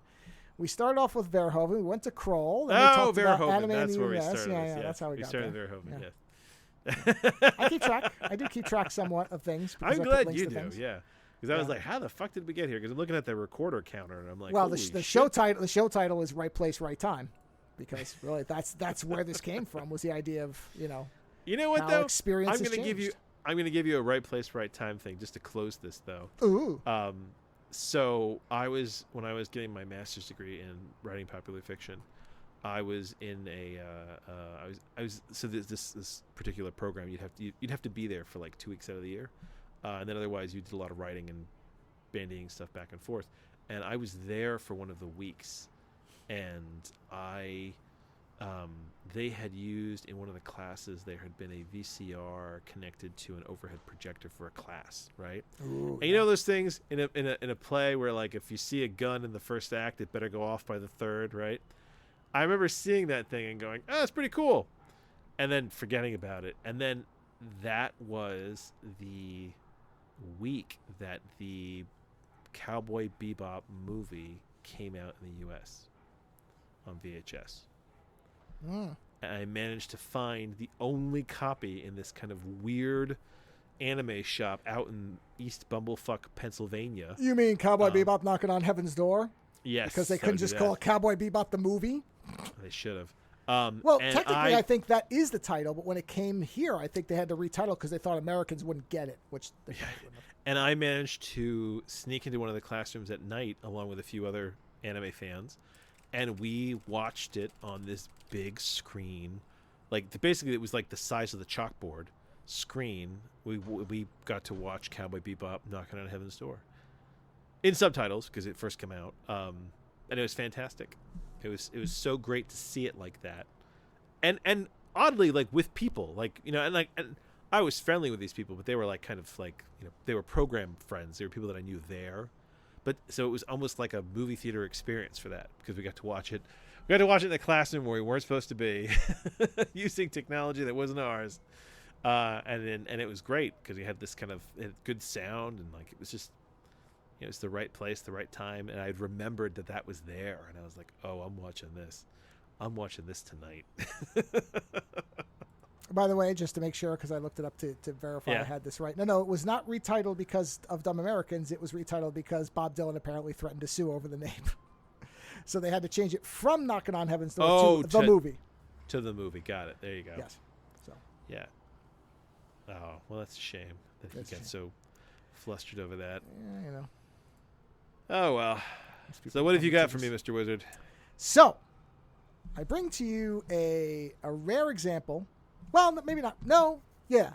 Usually when I talk about low-budget films that are somewhat niche, I say, well, only if you're into this should you watch it. But I would actually recommend this for anybody to watch because I think it's an example of really good characters in a low-budget film. So this is a movie from 1983 called The Deadly Spawn. I'd never heard of it. Hold on. What year is this? 83. 83. Never heard of it. Apparently the budget was around $25,000, which is pretty low. That's Len Kabaczynski money, so that's low budget. And it was released, it kind of vanished, and it was recently shot in New Jersey. And you can tell because some of the accents are magnificent. Not all, but some. And it reminds me of like places I was when I was a kid. Like it's got that feeling to it. And it was a movie that came out. I don't think it did much. It vanished. And then it was recently remastered and it was put on Shudder, the horror streaming service, which I have. But you can also watch it on YouTube. The quality is far inferior to the Shudder release because that's remastered, so be aware of that. I would try to watch this in better quality. Are you watching the trailer for it? I love the horror movie cliches they're using to not have to show the monster. Like, I applaud them because they're like, okay, we don't have the budget for this, so let's use every trick in the book to kind of like imply. Well, yeah. So there's two reasons to watch this. It's not for the story. I'll just tell you right off the bat. It's not that. It's a very straightforward story as far as it's basically the Blob and Alien put together. A meteorite crashes and these things come out of it and start chewing on people. That's it. That's the whole story. But the effects, because it's all practical, of course, this is 83, are not only well done in terms of you can tell they put a lot of work into making these things, but there was an effect early on, and I'll be spoiling it for you because I couldn't work out what they were doing. There's a part where you see the tadpole versions of these creatures swimming in water, and it looked so good that I thought that maybe they had taken some kind of plaster or something. Actual tadpoles or something? No. I thought they put it on like large goldfish. I thought they modeled something and then glued it to the heads. Because don't forget, people like this may not necessarily be as concerned with the treatment of fish as some others might be. So I thought, because they moved so well. I just love the idea that they were able to glue it to fish. I'm sure you could do it or staple it. Whatever. That's a Scrooge reference if anybody gets it. But so I couldn't figure out how they did it, and then I saw the behind the scenes, and I saw what they did, and it looks amazing. And all it is they took a piece of wood, and they cut kind of a meandering line through it, and then they put a string in it, and so when you see it under the water, it's wriggling, and it looks alive. It looks very impressive. And so when you realize that the caliber of effects that are being done for almost no budget, that's one reason. You're seeing clever, is what you're saying. Clever, well executed. I honestly, when I saw that effect, I was sitting there for a couple minutes trying to figure out, because it's not like it's quick. You see multiples of them moving at once because they built this whole board for it, and it's really good, to the point where I was thinking they used some kind of living creature for it because I couldn't figure it out. And then when I saw it, I went, oh yeah, this is what effects people do. They figure this stuff out. It looks magnificent. The larger creature, look, you can tell that it's a large rubber monster. Does it matter? No. It looks impressive. It looks threatening. It's got a bit of a Audrey 2 vibe to it, where it's like a bunch of big mouths and tentacles. It kind of reminded me of maybe remember in the Max, the little mouthy creatures, the Is. Oh, is that yeah, what they were it's called? the Is. All teeth and legs, yeah. Yes, it's all that because, and look, the storytelling can be clunky at times. I'm not going to pretend it isn't. This is a $25,000 monster film. So they basically shot in two houses, one which is the artist Tim Hildebrandt, who is a very well-known artist who's worked on comics and all kinds of stuff. One of the houses they shoot in is his, which is just a weird piece of interesting trivia. Did he know them? Was he just No. I think he helped them with some stuff, like doing like promotional artwork. I don't know. He may have done the poster, actually.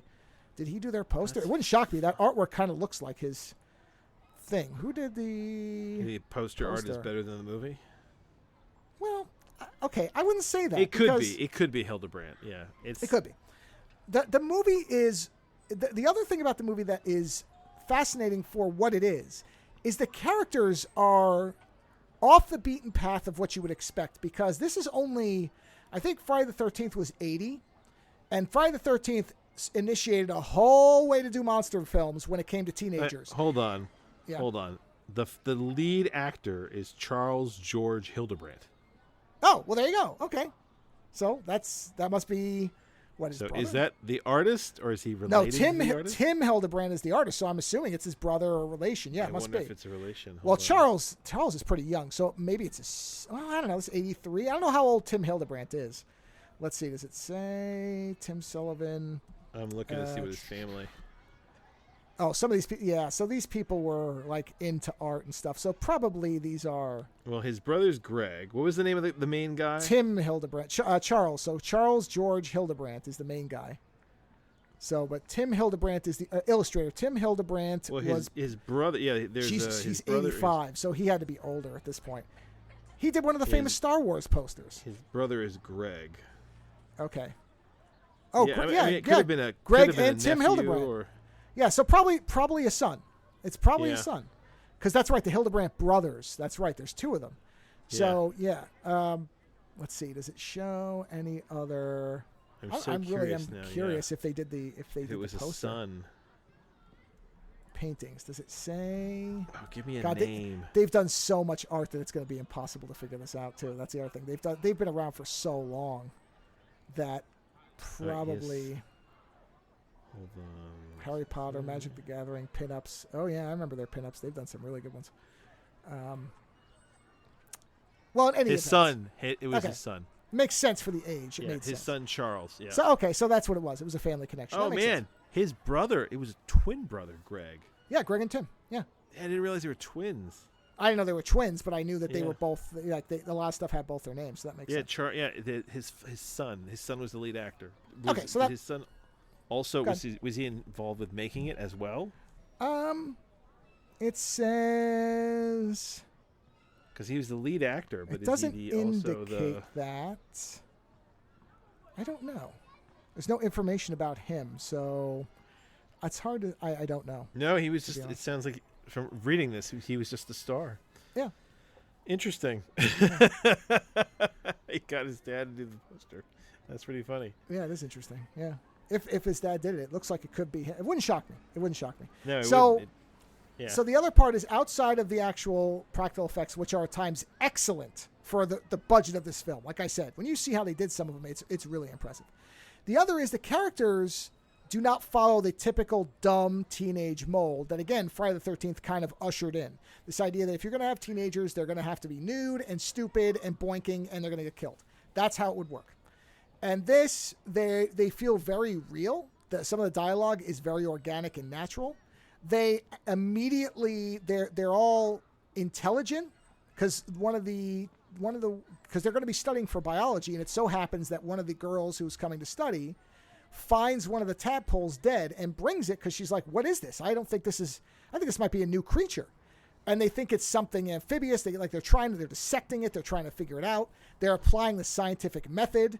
And so it's very interesting because normally the teenagers in this, there's a lot of, they're dumb, they do stupid things. They make dumb decisions. None of that happens with the core group of teenagers. And then the younger brother is basically the classic idea of the Universal Monsters nerd. He's got masks and he's into old 50s Frankenstein, Dracula, the creature from the Black Lagoon, the sort of archetype of that. And so he's got special effects things like flash powder and things like that, which will become later how he kills the monster. And so very, very Monster Squad. Yeah, he reminds me a lot of, Data from the Goonies, but imagine instead of gadgets, it's Universal stuff, right? So you assume that he's going to be a liability, he's going to be like the annoying part.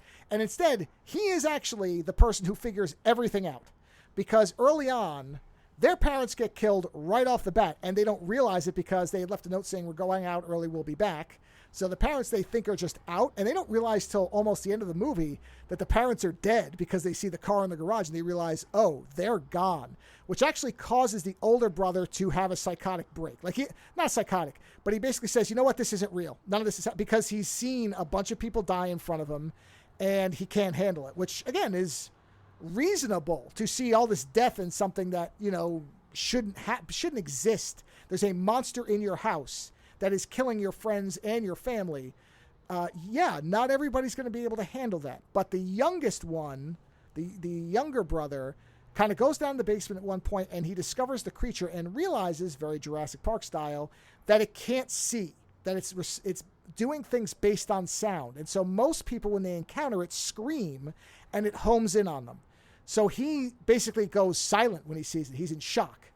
And it just kind of sits around there, and it doesn't really know what's going on. Like, it knows something was there, but it doesn't know where it is. So then he starts figuring it out by, like, throwing stuff and watching it react. And he starts to figure out, okay, if I'm quiet, then I can get away from this thing. But he spends a large part of the movie in the basement because another thing I like about this is obviously pre-cell phones, pre a lot of the stuff we have now. Nobody's really sure where anybody else is unless they were grouped together when things started going wrong. So the older brother isn't really sure if the younger brother's even in the house. He obviously doesn't know the parents are dead. So there's this real, what at the time would have been a correct thing where if you don't know for sure where somebody is physically, you don't have a way to verify where they are unless you can see them. This is the whole being cut off thing we were talking about earlier. Yes, exactly. That so people it's are you can actually be cut off because you don't know. If you don't, especially you don't have the communication or the method to call each other, or if they're near a phone, Yes, a beautiful bit of symmetry here, which we did not plan, but it nonetheless works out. So yeah, there's this thing where nobody's really sure where anybody else is, and they don't really know what's happening. They know people are missing. They're seeing these they don't really see the full monster until well into the movie. They're seeing the little tadpole versions, which are almost like they are able to bite you and harm you, but they can't kill you. So for a while, most of them are critters, where they're the little balls, but they can shoot the spikes that can knock. Yes, that's exactly what they are. Yes, the krites. Yeah, so that's kind of. Except the critters will kill you. They have a mouthful of razor teeth. These things are so small that they're kind of like big leeches.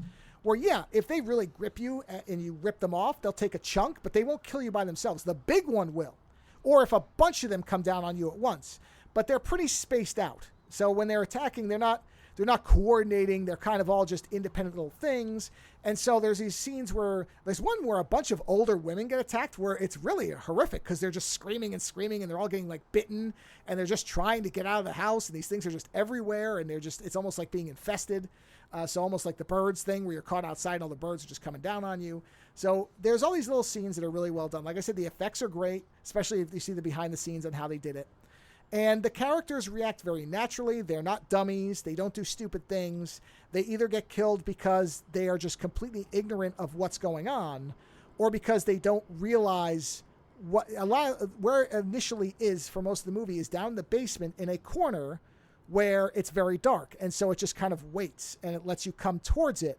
And then when you see it, you turn a light on, you put a flashlight on it, you scream, then it knows where you are and it gets you. So it's a somewhat intelligent monster. It's not portrayed as being particularly smart, but it's not a dummy either. It knows how to do things. And so the movie eventually comes up into the house, and the girl who found the tadpole, her and the older brother are kind of, maybe going to be romantically involved. They have a really quick, brief kiss scene. They're talking about going to the movies. Well, she gets her head bitten off and thrown out a window, and he sees the body, at which point I think that's when he really just loses it.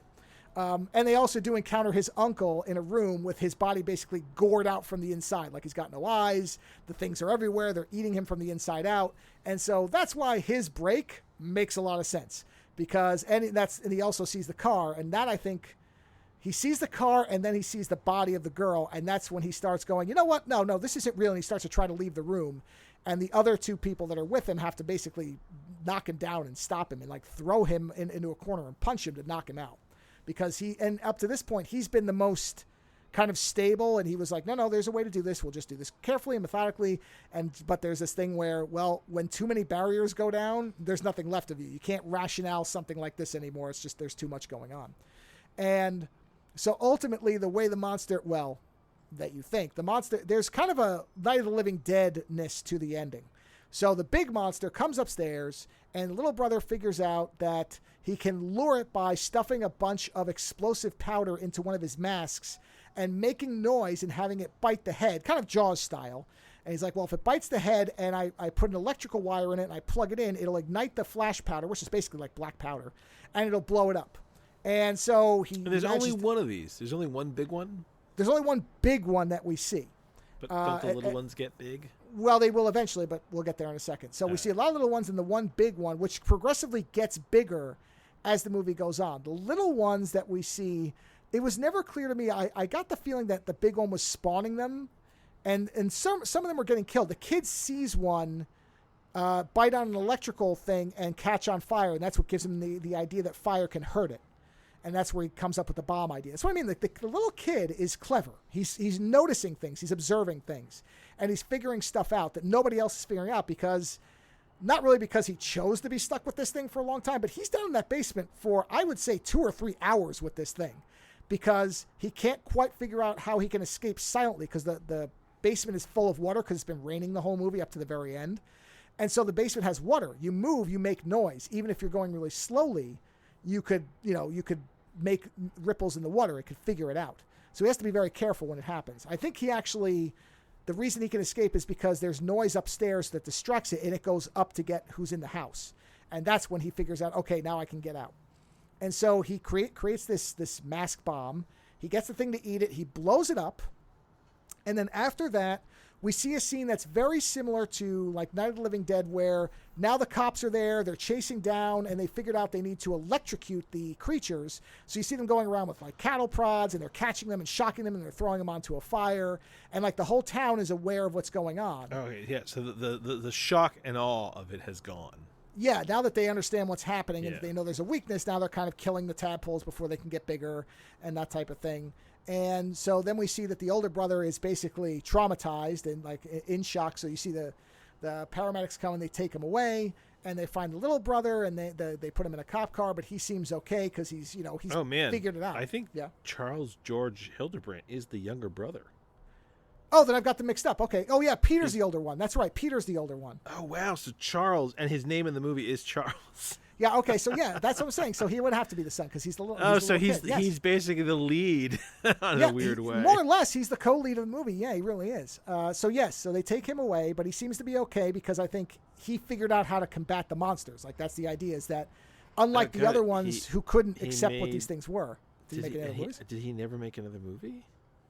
He may not have. This might have been a one and done type of thing. This might have been like a special effects demo. I think they tried to make a sequel in 2022. No, they did. They did, which I will watch because it has more of a budget. Return to the Spawning Ground?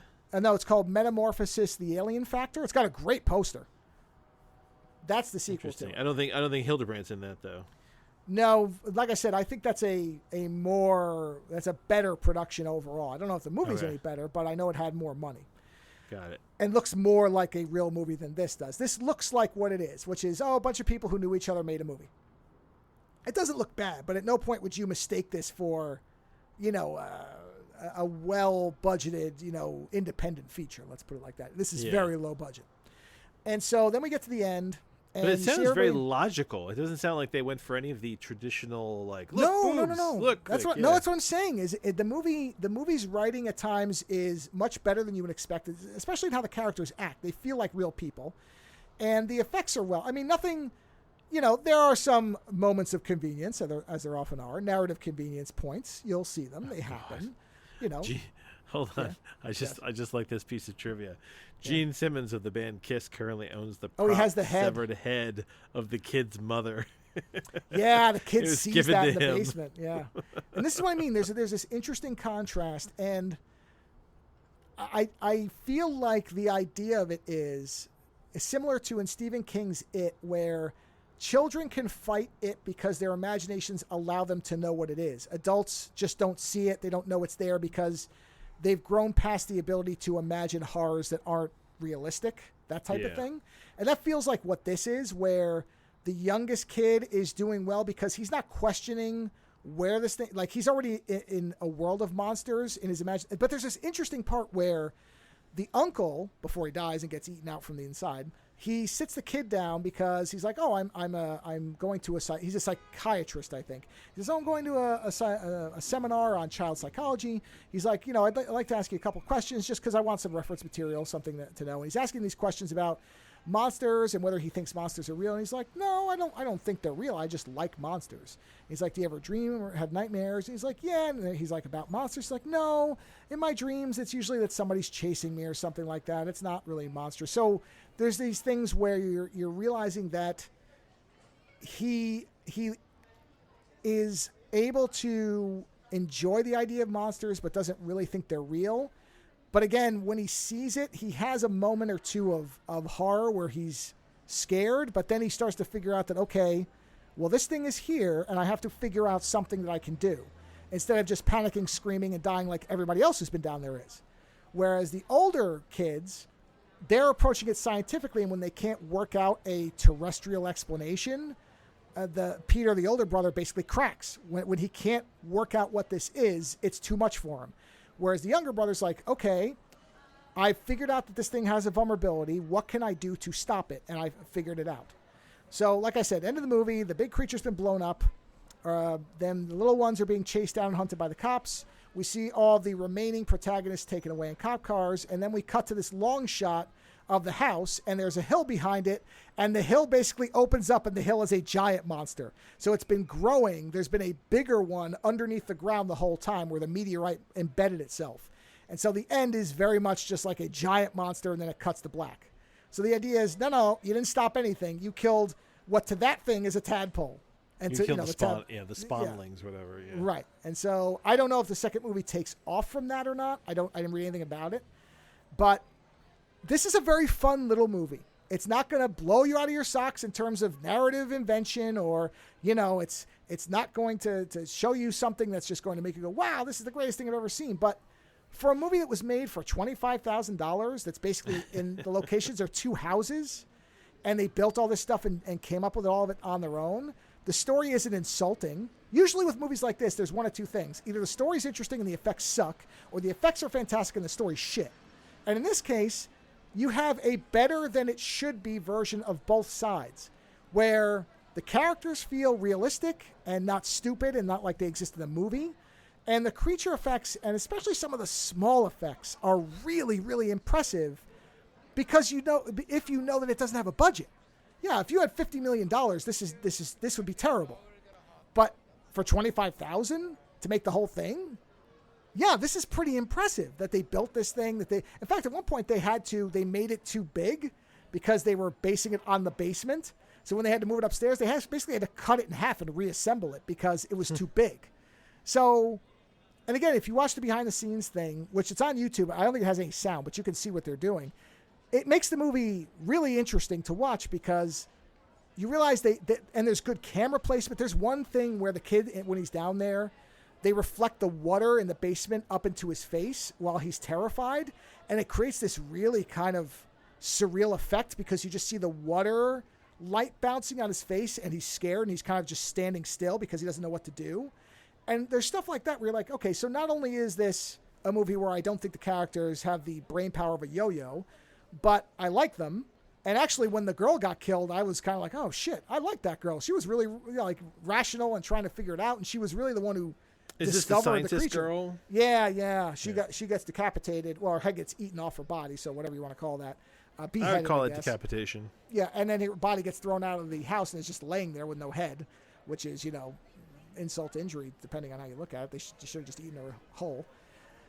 And so like when the water's reflecting on the kid's face, there's all these interesting camera angles, and you see that they actually put thought into, okay, we don't have a lot of money, so we have to project horror through obscuring things, through using shadow, through hiding.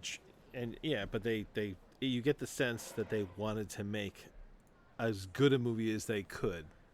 Yeah, it's clever deception. Good horror movies, if they don't have a ton of money, or, A-list people all over the place, you have to resort to clever deception, which is, okay, we can't show the back of this monster because it's guys standing behind it with, arms that they're maneuvering. So we have to make sure they're in shadow. How do we do that in a way that doesn't look like we're hiding guys behind the thing? And so you have to figure out how to do that. And, when it's done badly, you can tell and it looks stupid, or it's, you can't see anything. I saw they have the mouth camera angle too, where it's like the camera and there's the shadow of the mouth. Yeah. Oh yeah. No, there's lots of really clever, interesting things where they figured out, okay, there's no way to show what we want to show here. So we'll do it through shadow, where somebody's standing and you see them, and then you see the shadows of what's coming towards them, and we can make those look really big because you can project them. The actual things, when you see it behind the scenes, it's just a little arm that's in front of a light. Well, it's not that big. It's maybe 8 inches tall, but it looks immense because the shadow is coming towards somebody. So that's the kind of stuff where, bad horror movies, they just shoot it flat and they don't bother to move the camera at all, or they do it badly. And like I said, there's a lot of movies that are so dark you can't see what's happening, and that's how they hide the effects. And it's stupid. This is, no, we can show you the stuff that we made really well, and we'll have to figure out how to hide the rest. And we can do that in a lot of different ways, and we can make it look interesting when we do it. So probably the only real weak point is the soundtrack feels like it was made on like a Casio. There's nothing to it. I mean, come on. No, I'm just saying, I don't want to pretend that there aren't any signs of a low budget. It's a low budget movie, though. That's what it is. Yeah, and it doesn't hurt anything. You'll just go, okay, this isn't like some low budget movies where they somehow talked somebody who would later become a great composer into doing the score. That happens a lot. You find out that these people who went on to make big movies, they started off in a small budget film and they made this really great soundtrack. That does happen more often than you would think. That's the only part of it where I go, yeah, okay, the soundtrack is forgettable. Everything else, it's definitely worth watching. The only part is I don't know. I know it's on Shudder and I know it's on YouTube, but the YouTube one is bad quality. I don't know if it's anywhere else to watch right now. So that's about the only bad thing. Does it indicate it's on anything else? Let me see. No, see, I think the only places you can watch it right now are Shudder or YouTube. So if you already have Shudder, then it's there. If you don't, the YouTube version isn't unwatchable, but it definitely looks a lot worse than the remastered version, which is a shame because you do see a lot more of it if you can see it more clearly. But still, if there's a point where you can see it, I would say note it down. If there's a point where it pops up on something, I would recommend it to. I mean, obviously, if you don't like horror movies, I don't think it's going to be for you. I can't get you past that hurdle. You either like horror movies or you don't. But it's definitely more of a creature feature. The horror is there, but it's not. It's not trying to be The Thing or anything like that. The gore is. It's there. There are some gory, like that severed head does have. There's a part where the Thing is ripping a woman's face off, and that's really interesting how they did that. They basically gave her a second layer of latex skin with blood underneath it, so you do see it tearing her face off. So the gore is not hidden. And you have to appreciate the cleverness of trying to create these gory things. Oh yeah, no, that's what I'm saying. Is it like that tadpole effect, which happens pretty early on? That right there stunned me, and I went, no, okay. Whatever goes on with the rest of this, I'm watching it because obviously the people involved could think in interesting and clever ways to get around, because you can tell it's low budget in the way that it's in only a couple of houses. It's clearly actually filmed in their houses. This isn't a set they built. So, they clearly had to wait till it was raining because they're getting rained on and they look miserable. It looks like it is pouring on them. This is not a rain machine where they were able to walk out of it and put a blanket on. No. It's pouring everywhere. Mm-hmm. So that's all very clear. But like I said, when they're solving the effects problems in really convincing and clever ways, and the characters don't feel like they are written by a dum-dum, then I'm in. And so that's what I mean about it's not going to necessarily surprise you as being a hidden gem, and yet it kind of is, in that a lot of movies at this level trying to do this fail spectacularly. They have maybe one good effect and everything else is shit. This has good effects throughout and good characters throughout, and so that overcomes any of its other problems. And it's shot on 16 millimeters, so there's only so good it can look, because 16 millimeter is not the best. 32 is what you want to go for if you can, but that's expensive. So, but I don't think any of that matters. I think once you... So what, did any of these movie makers go on? Well, I think one of the people is like an effects person. So let me see. I'm just curious. I'm always fascinated by what they went on to do. Did the director do any more? Let's take a look. The director, nope. The director only did 2 things. Oh wow. Let's take a look at the story guys. The story. One of the writers did the sequel. Oh, he did Night Beast? Oh, that's a fame. Oh, he did Fiend. I reviewed that movie. Oh, wow. Okay, so this guy did low-budget local films. He was a school teacher. Ted A. Bohis? Douglas McKeon, who directed it. Oh, okay, so that's the teacher. He was an influential school teacher in the 70s. His students include magician David Copperfield, filmmaker Richard Wenk, and the Animaniacs creator Tom Ruegger. Okay, so the guy who did the special effects Yeah. Did some movies we've heard of. Poltergeist 3. Not the best Poltergeist, but good effects. No, he Ghostbusters 2. He did some severed heads, apparently. There you go. And he didn't do a ton, but he did Boomerang with Eddie Murphy, which is an interesting one. That had apparently special effects? he made Grace Jones's corpse. That's his thing. Oh, for the commercial. She does that wild-ass commercial where she gives birth to the perfume. Yeah, now he did do makeup on Alien Resurrection, X-Files. Oh, good. Death Becomes Her, which is a great effects movie. That is a good one, yeah. So, okay, so that guy did some other things. So he went on to do some shit. Yeah, the effects guy, which kind of makes sense. The effects guy did go on to do other things. Charles Hildebrandt only did this. Tom DeFranco did a couple things here and there. So most of the people in this, I think only the effects guy went on to do a lot, as far as I can tell. Yeah, but you know what? That's probably what it was, an effects reel for him, to be able to say, here's what I can do. And honestly, the fact that they executed these effects at that budget, I'm sure, is why he got more work, because they are very effective. Wow, the film was almost picked up for theatrical release by Paramount. That says a lot. The fact that it was even close. I don't have any trouble believing that, because I like I said, the effects are good, and the characters at times feel very, very realistic. They have the especially the dialogue between them has this very natural quality to it. So I'm not surprised by that. But at the same time, would this have done any real theatrical business?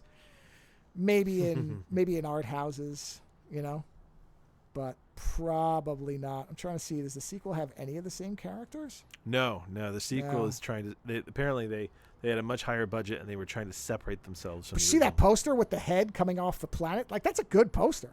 Mm-hmm. It's simple, but it's striking. So I will watch that next. And but as far as this, like I said, the only shame of it is that the good version doesn't appear to be really easy to see unless you have Shudder, which is a shame.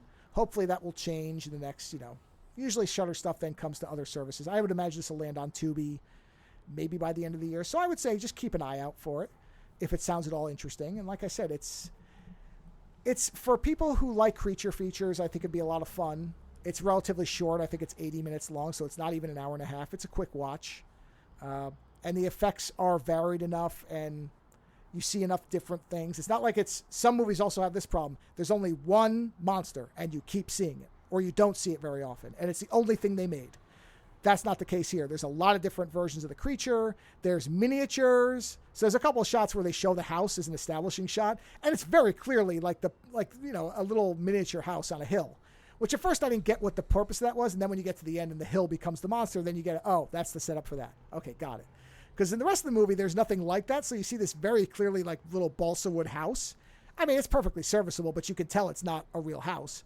And so I was kind of like, why are they showing this? Because they show it 2 or 3 times. I'm like, what? Why is this here? Then when you get to the end and the whole hill opens up and it's a giant monster mouth, you're like, got it. That's what this was for. So it's a fun movie.